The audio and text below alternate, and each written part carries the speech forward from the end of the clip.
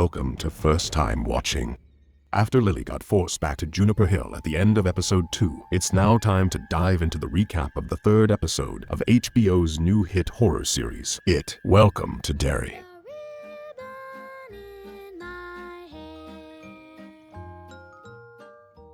In 1908, the circus was in Derry. A dashing young man was enjoying the festivities until the ringmaster invited him to step right up and witness the greatest horrors he could ever imagine. The kid makes his way into the tent, where they display their freaks for the audience to see. He feels compelled to slip away from the other spectators and wander to the back. There, he finds a man who welcomes him and asks him to come closer. The man lights a match when he's close enough and scares the living shit out of the boy. He runs outside, where his dad finds him. His dad gives him a slingshot he just won, and together they walk on. They drive home, but during the ride the car breaks down. The dad gives the kid some cash and tells him to go get them some water. He didn't give him enough, but the girl behind the counter has a little crush on him and likes slingshots, so they make a trade. A couple of days later, they're playing together. The boy starts running toward the woods and the girl tells him to stop. He shouldn't go in there. She begs him to come back, but he keeps running deeper into the woods. When he stops, he hears a creaking sound. Behind a tree is the scary man from the circus. He keeps coming closer until he suddenly appears behind the boy. The boy runs, but the old man is fast and morphs into a strange monster that chases him on all fours. The boy trips, and the monster bends over him. The girl shoots the slingshot into the monster's good eye, and both kids run away until they finally leave the forest. At Juniper Hill, Lily's mom is waiting to talk to the doctor, who is happy to tell her that Lily will finally be released. During her time there, Lily got close with one of the orderlies. She asks her for advice on what to do about the whole Ronnie situation, because if she acts normal, her dad will stay in jail, but if she tells the truth about what happened, she will probably end up right back at Juniper Hill. The orderly tells her she can't answer that for her, but the truth will come out eventually. She tells her that she believes Lily, but most people only believe what they can see with their own eyes, and then gives her a bracelet. At the prison, the police chief visits Hank in his cell and gives him a cigarette. When Hank coughs, the chief asks if it's not his usual brand. Hank tells him it's Embassy Gold, not very popular, but he likes it. The chief came to ask where Hank was on the night of the murder. Hank says he was home, but the chief asks why he has witnesses placing him on Jackson Street at 11:30 that night. Hank says one statement doesn't make it true. The chief agrees, but tells him they also found an empty pack of Embassy Gold at the crime scene. So, yeah, Hank is busted. Hank insists he didn't kill those kids, but the chief says he needs the truth, no more bullshit. Hank doesn't answer, so the chief wishes him good luck in real prison with inmates who will think he's a child killer. At school, Ronnie walks the hall while everyone stares. At her locker, someone wrote, "Hatchet Hank's gonna fry." She tries to clean it off. Will tells Rich she doesn't look like the type of person raised by a killer. Ronnie is washing her hands in the bathroom when Lily enters. She came to help clean the mess, but Ronnie doesn't want her help. She says Lily has done enough. Lily promises she'll tell the cops what really happened. She wants to make things right. She also tells her it happened again, which is why she had to go back to Juniper Hill, but she's afraid no one will believe her unless they can show proof. Ronnie asks how. Lily shows her a camera. She wants to take a picture of the thing. They just need help with developing the photos, because aside from pushing a button, they don't know anything about cameras. The colonel and the general are looking at pictures of the car they found. The general asks what happened to the car Halloran discovered. The colonel explains that the car was involved in a gang massacre in 1935. Eyewitnesses reported seeing the entity in one of its many forms at the scene. The general wants to use Halloran's abilities more effectively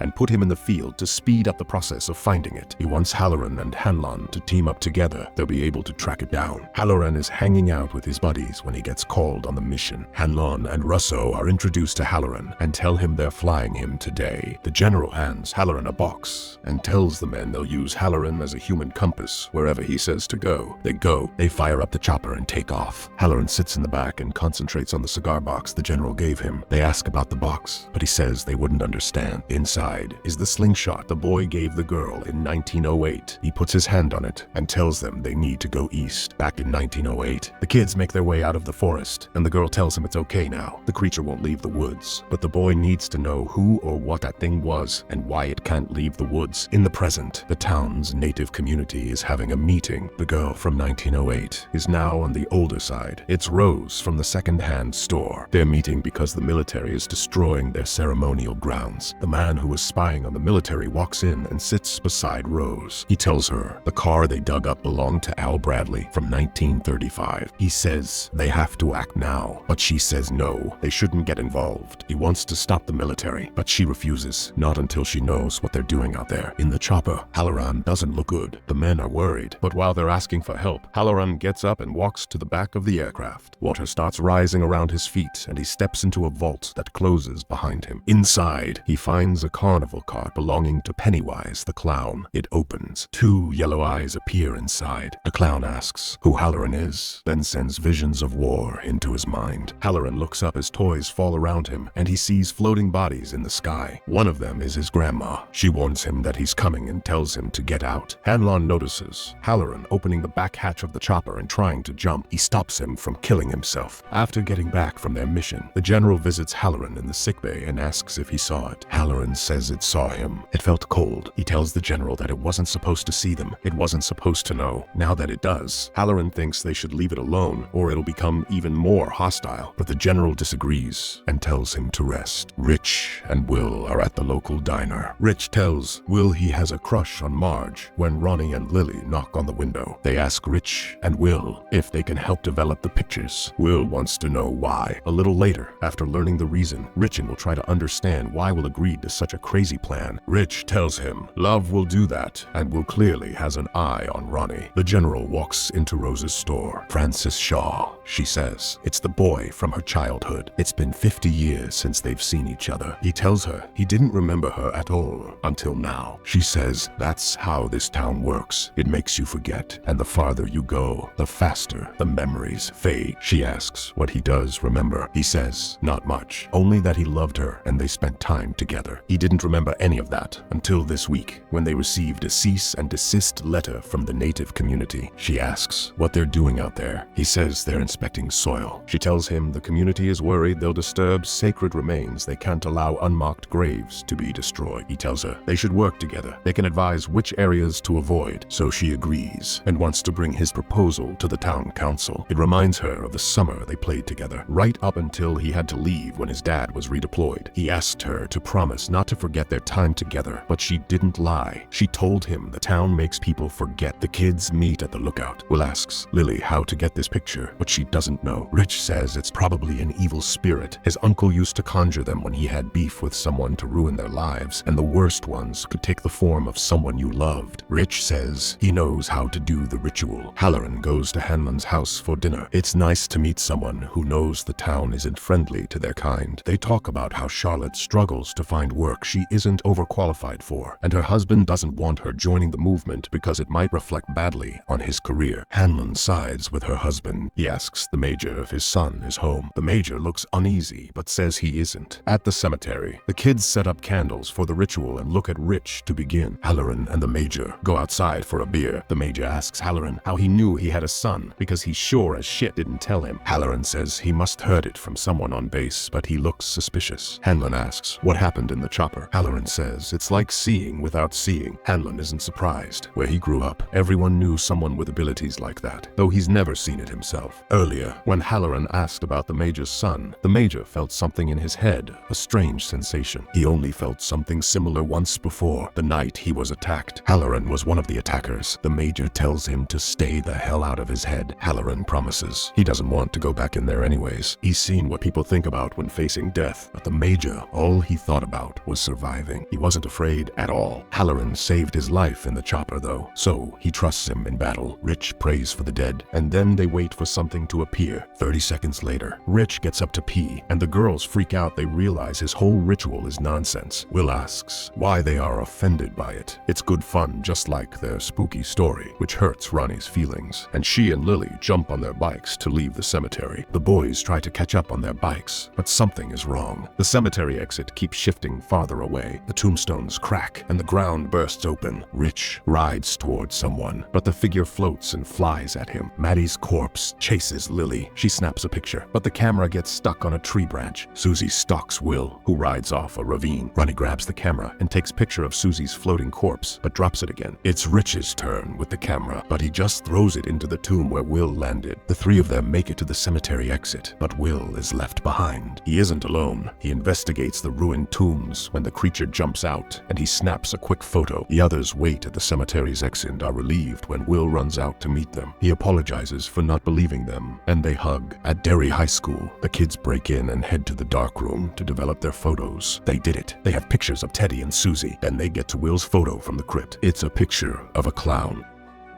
And that's a wrap. Hope you liked episode 3. Please like and subscribe, and I'll see you in the next video of episode 4.